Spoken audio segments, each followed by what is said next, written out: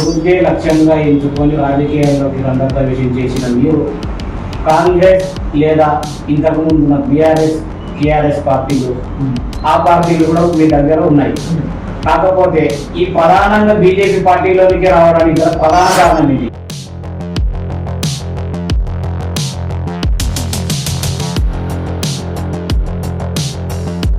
తెలంగాణను సాధించేటప్పుడు కేసీఆర్ తన ప్రాణాలని పణంగా పెట్టి చామరం నిరాహార దీక్ష తీసుకొచ్చి ఇంకేస్ తెలంగాణ తీసుకొచ్చింది, మొత్తానికి తెలంగాణ తీసుకొచ్చింది. దాని వెనకాల మిగతా అందవాళ్ళ కృషి కూడా ఉండొచ్చు. ప్రధానమైన కారణం అయితే కేసీఆర్. తెలంగాణ ఎవరు తీసుకొచ్చారంటే దర్శక బ్రాండ్ అంబాసిడర్ కేసీఆర్. ఆ పార్టీలో కూడా వెళ్ళే అవకాశం ఉన్నది.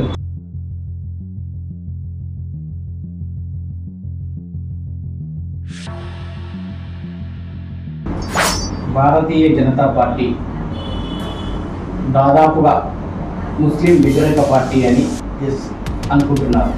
దానిపై మీ స్పందన?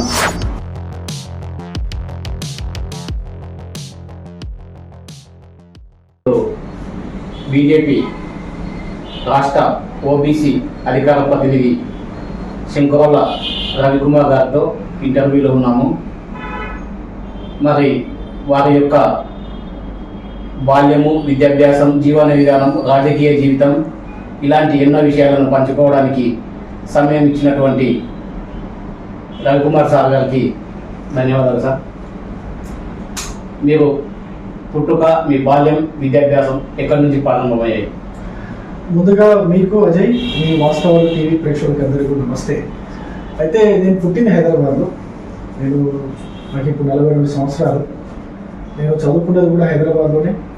నేను ఎంబీఏ చేశాను, మణిపాల్ యూనివర్సిటీలో ఎంబీఏ చేసి ఉన్నత ఉద్యోగాలు చేశాను.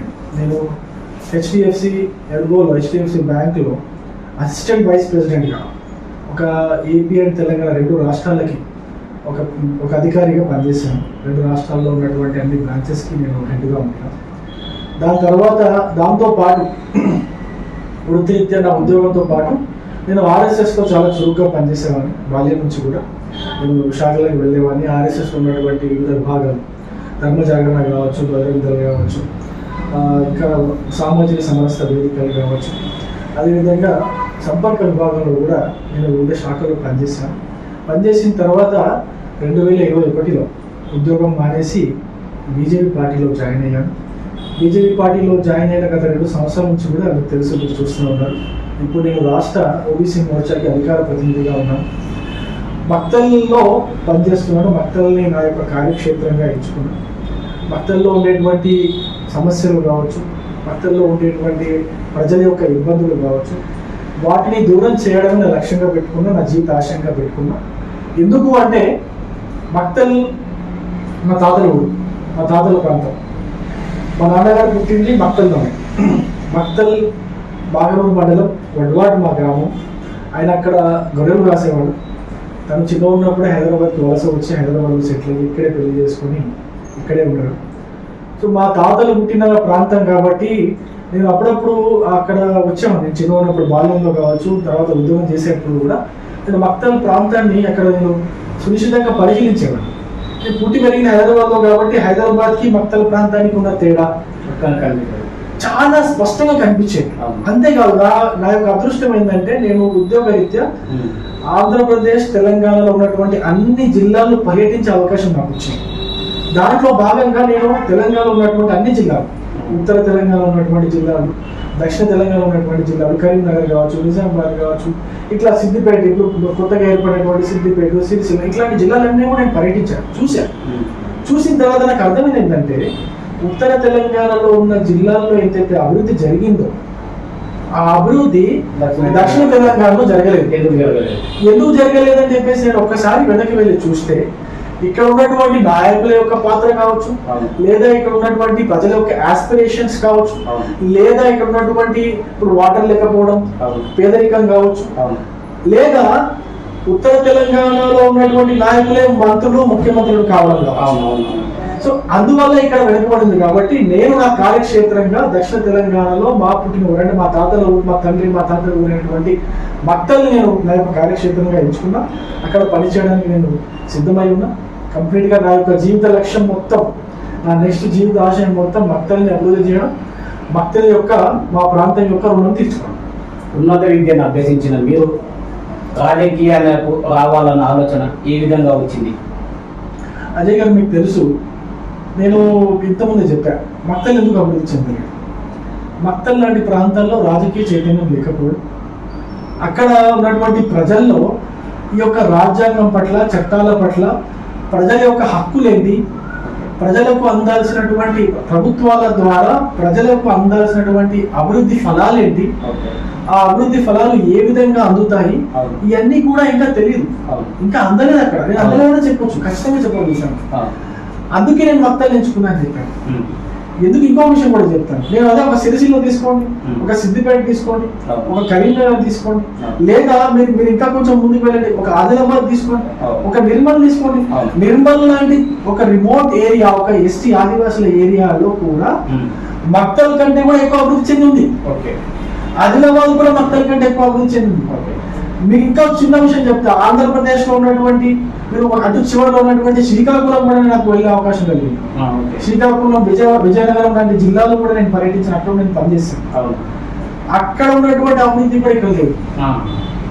పోనీ ఇక్కడ రాజకీయ చైతన్యం లేదంటే ఎప్పటి నుంచో, అంతకుముందు మీరు చిట్టం ఫ్యామిలీ తీసుకోవచ్చు, ఎల్లారెడ్డి ఫ్యామిలీ తీసుకోవచ్చు, శివారెడ్డి ఫ్యామిలీ తీసుకోవచ్చు, అక్కడ నుంచి రాజకీయ చైతన్యం ఉన్నప్పటికీ కూడా వీళ్ళెవరు కూడా ఈ యొక్క ప్రాంతాన్ని మిగతా ప్రాంతాలకి ధీటుగా అభివృద్ధి చేయాలనేది వాళ్ళకి లేకుండా, అవకాశం లేకుండా, లేకపోతే దాన్ని ముందుకు తీసుకెళ్ళలేకపోయారా, అది రాజకీయ వెనుకబడుతున్నామా, లేకపోతే అవగాహన లేకుండా పోయిందా అనేది మాత్రం తెలియదు. దాని గురించి ఇప్పుడు పర్యటిస్తున్నాం. ప్రతి ఒక్క ఊరు, ప్రతి ఒక్క మండలంలో ఉన్నటువంటి ప్రతి ఒక్క ఊరు పర్యటిస్తున్నాము.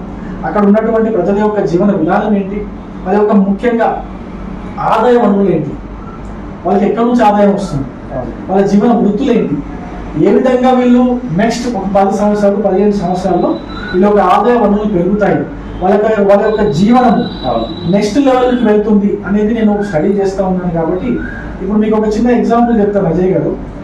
మక్తల్ ప్రాంతాల్లో ఉన్నటువంటి ఒక చిన్న మారుమూల గ్రామాల్లో మీరు వెళ్తే అక్కడ కనీసం రోడ్డు సదుపాయం కూడా లేదు. మీకు మండల కేంద్రం నుంచి కూతవేటు దూరంలో ఉన్నటువంటి మీకు ఒక చిన్న ఉదాహరణ చెప్తాను. మాగనూరు నుంచి వరకు ఒక 2-3 కిలోమీటర్లు ఉంటుంది. ఆ మక్తల్ మండల కేంద్రం నుంచి మాగనూరుకు వెళ్ళడానికి రోడ్డు లేదు. చాలా ఆమ్లెట్ విలేజెస్ ఉన్నాయి, పంచాయతీలు ఇప్పుడు ఒక మురార్ తోటి కావచ్చు, ఇదే మాగనూరు మండలంలో మీరు చూసుకుంటే నేరేడిగం తోటి కావచ్చు, తాళచెరువు కావచ్చు, ఇటువంటి దాంట్లో రోడ్డు సౌకర్యాలు లేవు, పంచాయతీ కార్యాలయం లేవు. అదేవిధంగా ఆడవాళ్ళు అందరు కలిసి చేసుకునేది అది కూడా లేదు. ఇవన్నీ లేవు. అక్కడ గర్భిణీలకు పోషకాహారం అందలేదు. మిగతా ఊళ్ళలో అందింది, అక్కడ గర్భిణీలకు పోషకాహారం అందలేదు. అక్కడ గ్రామీణ ఉపాధి హామీ పథకం కరెక్ట్ గా అక్కడ ఇదవ్వట్లేదు. ఇవన్నీ ఉన్నాయి, చాలా కారణాలు ఉన్నాయి. అదే మీరు పోయి మక్తల్ పట్టణం చూసుకోండి. మక్తల్ పట్టణము ఇప్పుడు మున్సిపాలిటీ అయింది. మున్సిపాలిటీ అయిన తర్వాత కూడా మక్తల్లో మినిమం అమ్యూనిటీస్, కనీస సౌకర్యాలు, ఒక డ్రైనేజీ వ్యవస్థ కావచ్చు, నీటి వ్యవస్థ కావచ్చు, లోపల గల్లీలలో మీరు వెళ్తే రోడ్డు వ్యవస్థ కావచ్చు, సైడ్ కాలువల వ్యవస్థ కావచ్చు, ఏది కూడా లేదండి, ఇంకా లేదు. వీళ్ళంతా ఏం చేస్తున్నారు, ఎన్ని సంవత్సరాలు ఉన్నటువంటి ఎమ్మెల్యేలు ఎంపీలు ఏం చేస్తారో తెలియదు.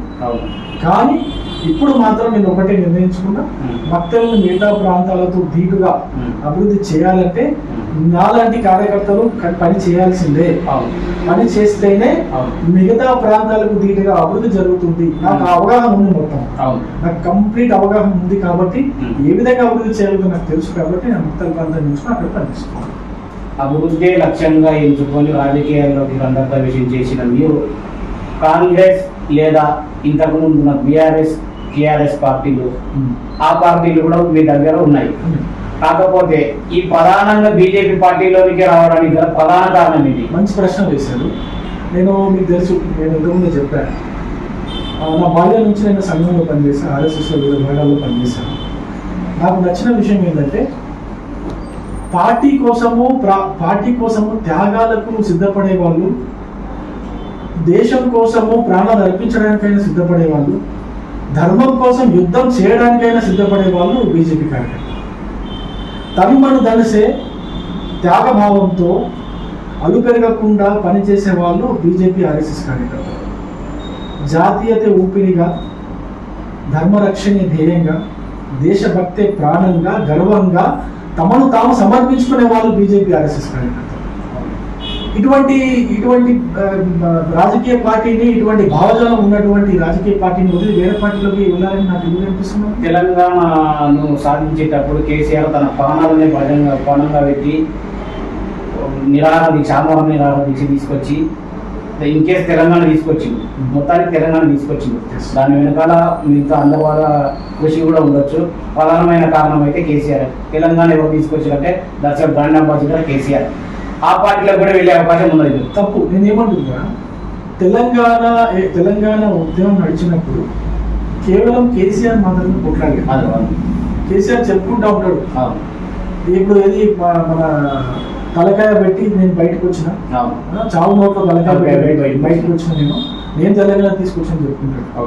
ఎంతమంది చనిపోయి నీ కుటుంబంలోకి వెళ్ళి చెప్పిన కోసం, ఎంతమంది ఆత్మహత్యలు చేసుకున్నారు, ఎంతమంది ప్రాణత్యాగాలు చేశారు నీ కుటుంబంలో, నీ పార్టీలో ఉన్న వాళ్ళు ఎంతమంది ప్రాణత్యాగాలు చేశారు, టిఆర్ఎస్ లో పనిచేసిన కార్యకర్తలు కావచ్చు, నాయకులు కావచ్చు, ఎంతమంది ప్రాణత్యాగాలు చేశారు. ఎన్నో స్వచ్ఛంద సంస్థలు, ఉద్యోగస్తులు, యువజన సంఘాలు, మిగతా సంఘాలన్నీ కూడా జాయింట్ యాక్షన్ కమిటీ లాగా ఏర్పడి వాళ్ళు ప్రాణత్యాగాలు చేశారు.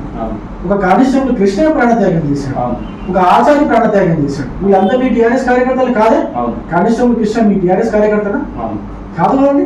ఇట్లా ఎంతో మంది టిఆర్ఎస్ కి కానీ కేసీఆర్ కి కానీ సంబంధం లేని వాళ్ళు తెలంగాణ ఉద్యమంలో ప్రాణత్యాగాలు చేస్తే తెలంగాణ వచ్చింది. ఓన్లీ క్రెడిట్ మీకెందుకు వేసుకుంటారు? అట్లా బీజేపీ కార్యకర్తలు పనిచేయలేదా? ఉద్యమాల్లో పాల్గొనలేదా? మిగతా పార్టీల కార్యకర్తలు పనిచేయలేదా?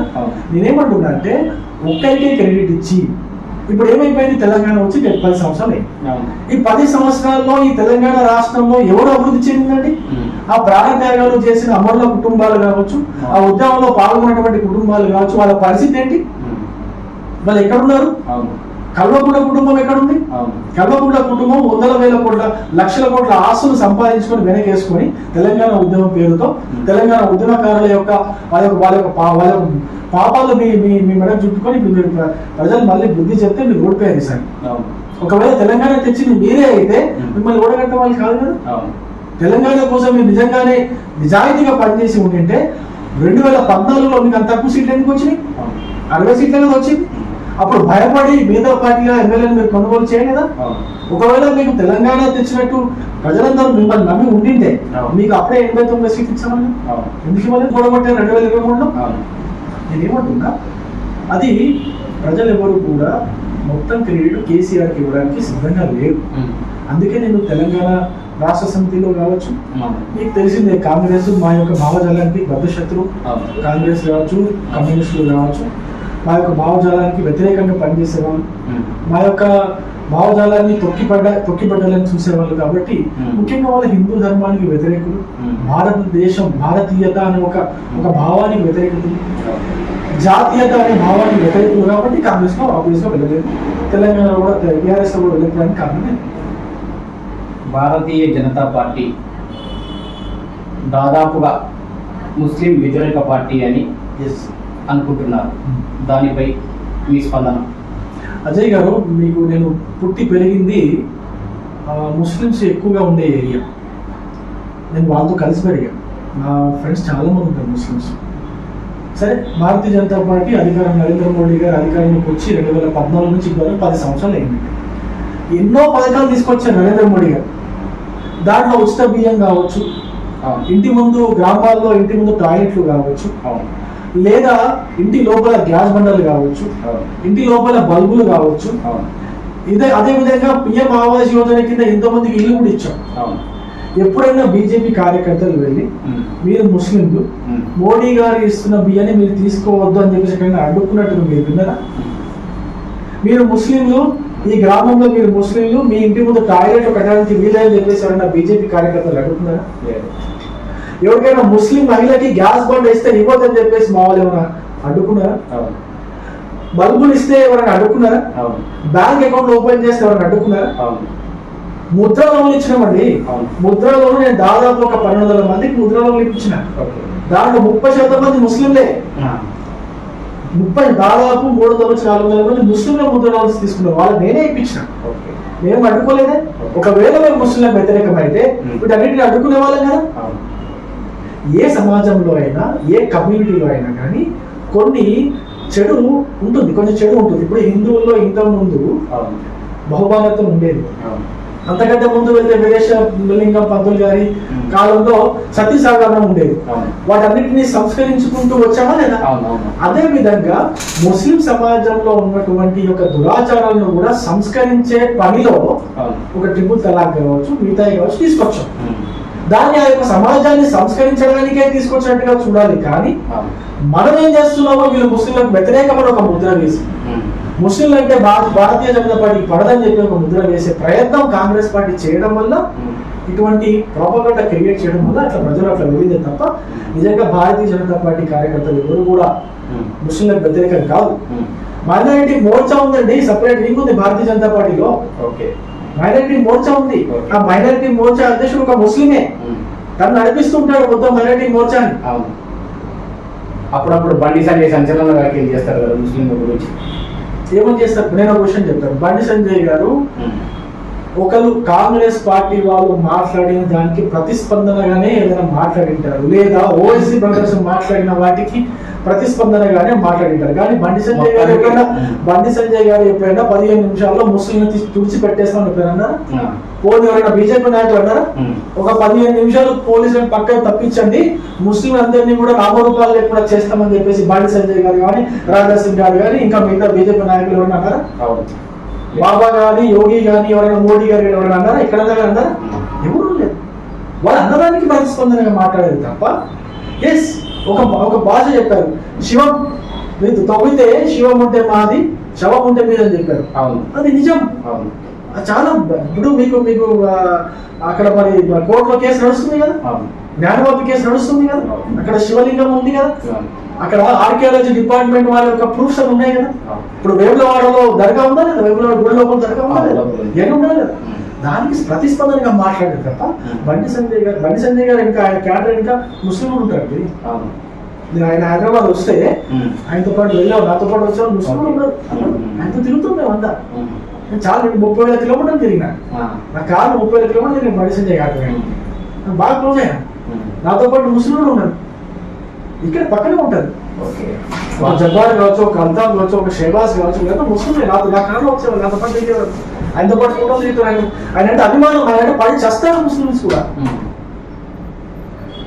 పార్లమెంటు ఎన్నికలను దృష్టిలో ఉంచుకునే రామ మందిర నిర్మాణం కంప్లీట్ కాకపోయినా రామ మందిర నిర్మాణం పూర్తయినట్లు గౌరవ ప్రధాని నరేంద్ర మోడీ గారు సృష్టించి దాన్ని కంప్లీట్గా పూర్తిగా నిర్మాణం కాకుండా ముందే దాన్ని ఓపెన్ చేశారు. ఇది పార్లమెంట్ ఎన్నికల్లో ఒక ఎత్తుగడలో భాగంగానే అని చెప్పి మిగతా ప్రజలు కానీ పార్టీలు కానీ అనుకుంటున్నారు. అజయ్ గారు ఒక విషయం చెప్తారు. రామ మందిరాన్ని ప్రారంభించింది జనవరి 25వ తారీఖు. ఆ ముహూర్తం డిసైడ్ చేసింది ఎవరు? భారతీయ జనతా పార్టీ అండి, కేంద్ర ప్రభుత్వం అండి కాదు. సాధువులు, సంతులు, పండితులు ఒక ఆచారం ఉంటుంది, దాని ప్రకారం ఆ ముహూర్తాన్ని డిసైడ్ చేశారు. ఈ ముహూర్తం ఎప్పుడు డిసైడ్ చేశారు తెలుసా? 2020లో డిసైడ్ చేశారు. 2020లో డిసైడ్ చేసింది ఇప్పుడు మొన్న కట్టారు. ఒకవేళ భారతీయ జనతా పార్టీ లేకపోతే మోడీ గారు ఎలక్షన్స్ లో ఈ రామ మందిరం ద్వారా లబ్ధి పొందాలని అనుకుంటే, ఎలక్షన్స్ మేలో జరిగినాయి, కోడ్ ఏప్రిల్లో వచ్చింది, ఫిబ్రవరిలో పెట్టుకునే వాళ్ళు, మార్చిలో పెట్టుకునే వాళ్ళు కాదు. అట్లా కాదు. ఒక ట్రస్ట్ ఏర్పాటు చేశారు, శ్రీరామ జన్మభూమి తీర్థక్షేత్ర ట్రస్ట్ అని ఒక ట్రస్ట్ ఏర్పాటు చేశారు. ఆ ట్రస్ట్ లో అందరూ ఉన్నారు, పార్టీలకు అతీతంగా అందరూ ఉన్నారు. ఆ ట్రస్ట్ లో ఉన్నటువంటి సాధువులు, సంతులు, పండితులు, వేద పండితులు వాళ్ళందరూ కలిసి నిర్ణయించిన ముహూర్తంలో బాలరాముని అక్కడ ప్రతిష్ఠింపజేశారు. ప్రతిష్ఠింపజేసిన తర్వాత అక్కడ మిగతా పనులు ఎప్పుడు ఏ గుడి కట్టినా కూడా ముందు ప్రతిష్ఠ జరుగుతుంది. ప్రతిష్ఠ జరిగిన తర్వాత దాని చుట్టుపక్కల డెవలప్మెంట్ కార్యక్రమాలన్నీ జరుగుతాయి. ఒక గుడి కట్టిన తర్వాత గుడి కట్టగల ముందే చుట్టూ డెవలప్మెంట్ కార్యక్రమాలు జరుగుతాయంటే ఇక్కడ జరుగుతాయి. ముందు గుడి కావాలా, గుడి ఎస్టాబ్లిష్ కావాలా, గుడికి భక్తులు రావాలా, భక్తులు వచ్చిన తర్వాత చుట్టూ కార్యక్రమాలని, ఆ డెవలప్మెంట్ కార్యక్రమాలన్నీ అవుతాయి. అక్కడ ఎయిర్పోర్ట్ కట్టాం, ఎయిర్పోర్ట్ పని ఆల్మోస్ట్ పూర్తయింది. రైల్వే స్టేషన్ ఆధునీకరించాం, అది కూడా ప్రజలందరూ మెచ్చుకుంటున్నారు. రోడ్లు వెడల్పు చేసాం, అన్ని పనులు చేస్తున్నాం. భారతీయ జనతా పార్టీ దళిత వ్యతిరేక పార్టీ అని కూడా ప్రజల లోపల బలంగా నాటుకుపోయింది. దళితులని అన్ని విధాలుగా అభ్యంతరకరంగా ఇబ్బంది పెట్టే పరిస్థితి? నేను అజయ్ గారు మీకు చిన్న ఎగ్జాంపుల్ చెప్తాను. ఒకవేళ దళిత వ్యతిరేక అయితే మేము పోయినసారి రాష్ట్రపతి చేసిన వ్యక్తి ఎవరండి? దళితుడు కదా. ఇప్పుడు ప్రజెంట్ ఉన్న రాష్ట్రపతి ఎవరండి? కదా. ఇప్పుడు నేను ఎవరైనా ఎగ్జాంపుల్ సార్, నేను పార్టీలో జాయిన్ కేవలం 2 సంవత్సరాలు అవుతుంది. నేను మాదాసికులు ఎస్సీలకు వస్తాను, దళితులమా కదా నేను కూడా. నాకు ఇంత ఇంపార్టెన్స్ 2 సంవత్సరాలు నేను రాష్ట్ర అధికార ప్రతినిధికి నేను ఎదిగాను. పార్టీ నాకు ఇంపార్టెన్స్, దళితులకు ఇంపార్టెన్స్ ఇవ్వకపోతే నేను ఈ స్థాయిలో ఉండేవాడిని. ఏ ఒక్క ఎంపీ సీటు కానీ ఎమ్మెల్యే శాసనసభ టికెట్ కానీ దళితులకు కేటాయించలేదు. ఇప్పుడు దళితులకు కావచ్చు, దాంట్లో అభ్యర్థులు లేవనే విషయం 100% అభ్యర్థులు కూడా ఉన్నారు. మీకు ఒక విషయం చెప్తాను, వాళ్ళకి రిజర్వ్ సీట్స్ ఉన్నాయి కాబట్టి రిజర్వ్ సీట్లు ఇచ్చారు. మిగతా వాటన్నిటిలో కూడా మిగతా వెనుకబడిన తరగతులు బీసీలు ఎవరైతే ఉన్నారో బీసీలకు అత్యధిక సీట్లు ఇచ్చినటువంటి పార్టీ ఏదైనా ఉందంటే భారతీయ జనతా పార్టీ. బీసీని ముఖ్యమంత్రి చేస్తామని చెప్పిన ఏదైనా పార్టీ ఉందంటే అది భారతీయ జనతా పార్టీ. మరి కాంగ్రెస్ ఎన్ని పెళ్లి ఎంతమంది దళితులకు టికెట్ ఇచ్చింది, ఎంతమంది బీసీలకు టికెట్ ఇచ్చిందండి? ఎంతమంది ఎన్ని రాష్ట్రాల్లో బీసీని ముఖ్యమంత్రి చేస్తారని ప్రకటించింది కాంగ్రెస్ పార్టీ? ఒక ప్రశ్న అడుగుతున్నాను, కాంగ్రెస్ అడిగిందా? ఇదే రేవంత్ రెడ్డి రెడ్డిలకే రాజకీయాలు చేయాలన్నా, రాజ్యాలని పాలించాలన్నా రెడ్డిలకే చేతనవుతుంది, బీసీలకు ఎస్సీలకు చేత కాదన్నాడు. అటువంటి వ్యక్తిని, అటువంటి భావన ఉన్న వ్యక్తిని మనం ముఖ్యమంత్రిగా ఎన్నుకున్నాం. మనం ఏం చేస్తాం? ఎటుపోతున్నాం? బీసీని ముఖ్యమంత్రి చేస్తారన్న భారతీయ జనతా పార్టీకి కేవలం 8 సీట్లు వచ్చినాయి. నేను అదే అంటున్నాను. ఇప్పుడు అదే ప్రతి ఒక్క రిజర్వ్ సీట్ కాకుండా మిగతా ప్రతి ఒక్క సీట్ లో రెడ్డిలకే ప్రిఫరెన్స్ ఇచ్చారు కదా కాంగ్రెస్ పార్టీ వాళ్ళు. రెడ్డిలకే ఇచ్చారు కదా, అన్ని సీట్లు రెడ్డిలకే ఇచ్చారు. రెడ్డిలకే ఫస్ట్ ప్రిఫరెన్స్ ఇచ్చారు. ఒకడో 2 3 ఇచ్చారు తప్పితే ఎక్కడ ఇచ్చారండి? భారతీయ జనతా పార్టీ 50% సీట్లకు పైగా 30 సీట్లు రిజర్వ్ సీట్లు తీసేస్తే మిగతా సీట్ల 92 సీట్లలో సగం సీట్లకు పైగా 52 సీట్లు 52% సీట్లు బీసీలకు ఇచ్చింది. బీసీలను ముఖ్యమంత్రి చేస్తాను. దళితుల్లో ఏదైతే తప్పు జరుగుతూ ఉందో ఎస్సీ వర్గీకరణ చేస్తాను చెప్పి. ఎస్సీలో కులాలు లేవో, మిగతా కులాలు లేవండి. ఎస్సీలో 57 కులాలు, నేను చెప్తున్నా 57 నుంచి 64 కులాలు ఉన్నాయి. ఇప్పుడు న్యాయం జరగాలి కదా. కేవలం 1-2 కులానికి రిజర్వేషన్ పోతా ఉన్నాయి, 1-2 కులానికి న్యాయం జరుగుతుంది, మిగతా కులాలకి న్యాయం జరగట్లేదు అని చెప్పేసి ఆ కులాల వాళ్ళందరూ కూడా వచ్చి గత 70 సంవత్సరాలు కాంగ్రెస్ పార్టీ మనల్ని పట్టించుకోలేదు, మీరైనా పట్టించుకోండి అని చెప్పేసి మా దగ్గరికి వస్తే ఎస్ దాన్ని స్టడీ చేసి దాన్ని అధ్యయనం చేసిన తర్వాత ఎస్సీలో వర్గీకరణ చేయాలని చెప్పేసి అప్పుడు డిసైడ్ అయ్యాం. అప్పుడు మోడీ గారు వచ్చి ఎస్సీ వర్గీకరణ చేస్తామని చెప్పి ప్రమాణం చేశారు, హామీ ఇచ్చారు. ఎస్సీలో నేనేమంటున్నా, ఒక చిన్న ఎగ్జాంపుల్ చెప్తాను. ఎస్సీ ఏదైతే రిజర్వేషన్ ఉందో దాంట్లో కేవలం బాధిగను లేకపోతే బాలను ఈ 2 కులాలే ఉన్నాయా కదా? మిగతా 57 కులాలు మిగతా ఉన్నాయి కదా, వాళ్ళందరూ ఏం కావాలి మరి? అదే దాంట్లో తప్పేం లేదు, స్వాగతిస్తున్నారు. దళితులందరూ కూడా స్వాగతిస్తున్నారు. మా దగ్గర దళిత మోర్చా ఉందండి. ఎస్సీ మోర్చా ఉంది, ఎస్టీ మోర్చా ఉంది. ఎస్సీ మోర్చాకి రాష్ట్ర అధ్యక్షుడు ఉన్నాడు, ఎస్టీ మోర్చా కూడా రాష్ట్ర అధ్యక్షుడు ఉన్నాడు. వాళ్ళు ఆ మోర్చాను నడిపిస్తున్నారు. వాళ్ళకి రాష్ట్ర అధ్యక్షునితో పాటు ఎంతైతే గౌరవం ఉంటుందో వీళ్ళకి కూడా అంతే గౌరవం ఉంటుంది. మిగతా పార్టీలో ఉన్నారా? కాంగ్రెస్ పార్టీలో ఉన్నారా? బీఆర్ఎస్ పార్టీలో ఇట్లాంటి మోర్చాలు ఉన్నాయా? రాష్ట్ర అధ్యక్షులు ఉన్నారా? వాళ్ళు పనిచేస్తున్నారా? ఏది భారతీయ జనతా పార్టీ సామాజికంగా దేశంలో ఎటువంటి సంస్కరణలు తీసుకొని రావాలని అనుకున్నప్పుడు దాన్ని ఖచ్చితంగా అధ్యయనం చేసి గ్రౌండ్ లెవెల్లో అధ్యయనం చేస్తారు. గ్రౌండ్ లెవెల్లో అధ్యయనం చేసి ఎస్ ఈ మార్పులు జరగాలని అప్పుడు నిశ్చయించుకొని దాన్ని ఖచ్చితంగా అమలు చేస్తుంది. మా యొక్క పార్టీ సిద్ధాంతమే అది, మా పార్టీ భావజాలమే అది. ఏకాత్మత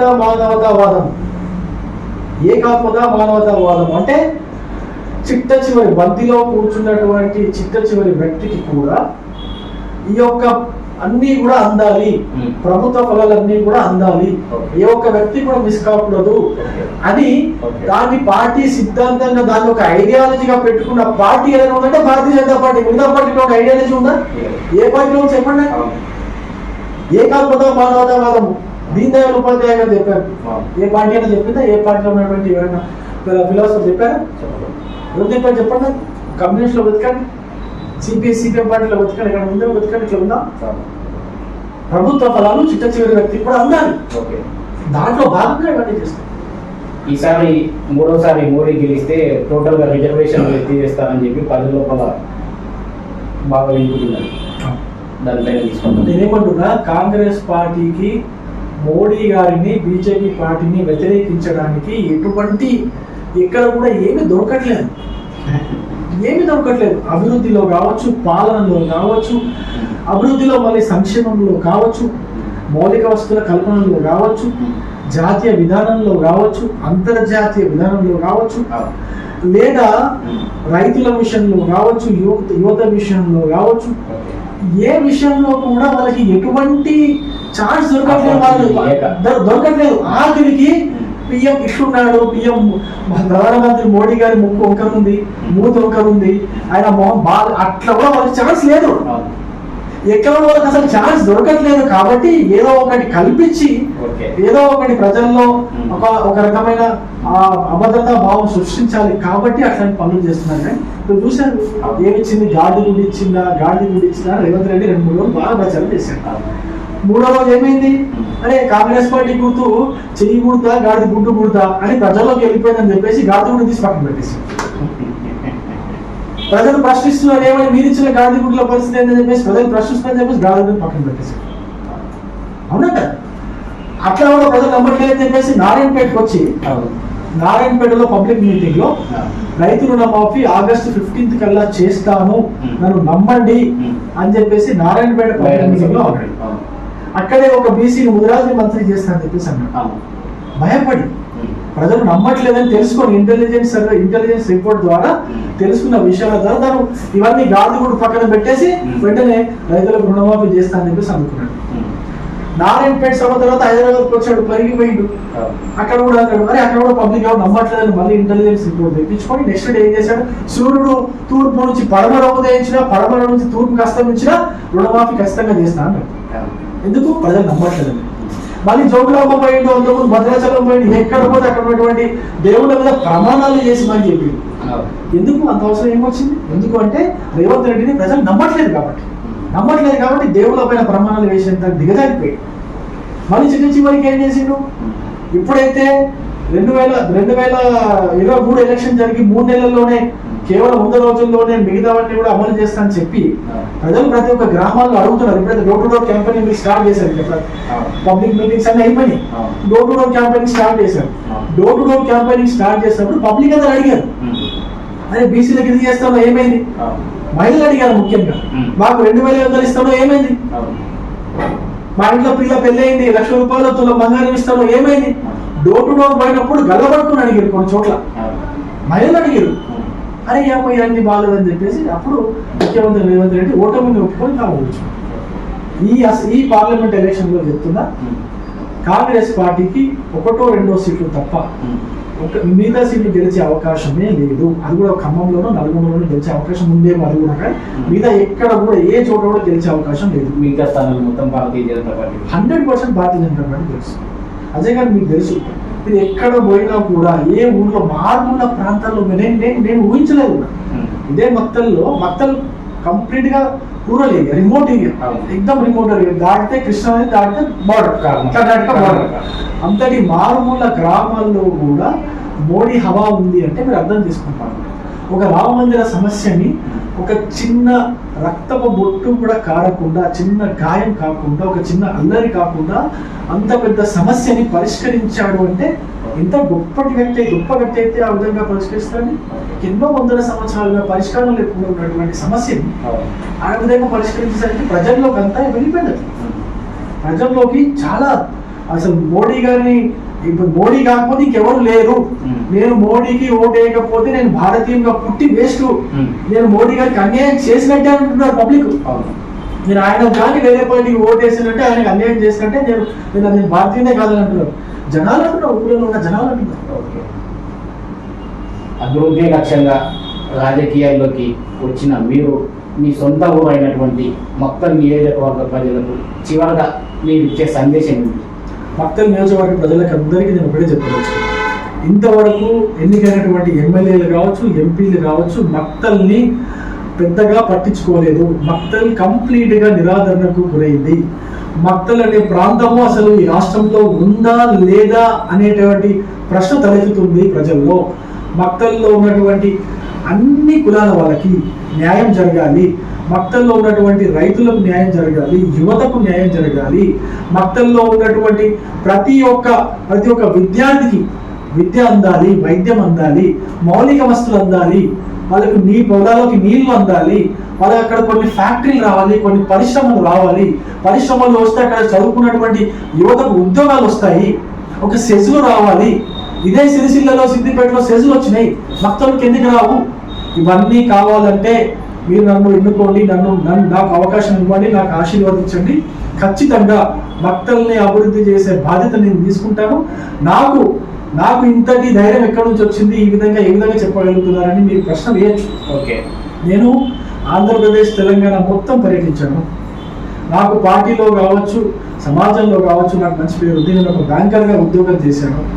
ఏ విధంగా అభివృద్ధికి నిధులు తీసుకొని రావాలి, ఏ విధంగా పెద్ద పెద్ద పరిశ్రమలు ఇక్కడ తీసుకొని రావాలి, నాకున్నంత అవగాహన నాకున్న నాయకులకు ఎవరికి లేదనేది నేను స్పష్టంగా ఛాలెంజ్ చేసి చెప్పగలుగుతున్నాను. ఓకే, అందుకే నేను ఒకటే ఆలోచించుకున్నాను, మక్తల్ తప్ప నా జీవితాశయం వేరే ఏం లేదు. మక్తల్ అభివృద్ధి, మక్తల్ ప్రజల యొక్క రుణం తీసుకోవడం తప్ప నా జీవితాశయం వేరే ఇంకేం లేదు. ఓకే సార్, మీ విలువైన సమయానికి కేటాయించినందుకు ధన్యవాదాలు.